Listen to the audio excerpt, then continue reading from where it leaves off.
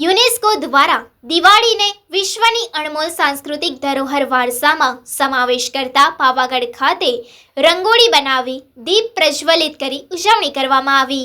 દિવાળી વિશ્વની અણમોલ સાંસ્કૃતિક ધરોહર યુનેસ્કોના વારસામાં સમાવેશ કરવામાં આવી છે।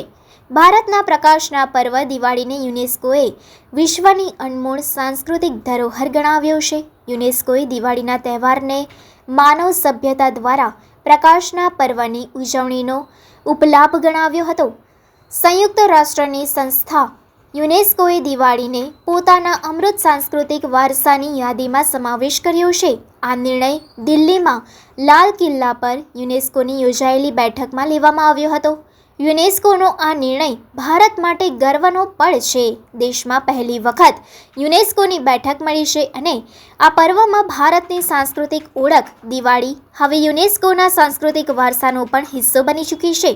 વડાપ્રધાન નરેન્દ્ર મોદીએ તેના પર આનંદ વ્યક્ત કરતા સોશિયલ મીડિયા પર પોસ્ટ શેર કરી હતી। ગુજરાતના સુપ્રસિદ્ધ યાત્રાધામ પાવાગઢ ખાતે કાલિકા માતાજીના મંદિર ટ્રસ્ટ દ્વારા પાવાગઢ મંદિર પરિસરમાં રંગોળી બનાવી દીપ પ્રજ્વલિત કરી ઉજવણી કરી છે।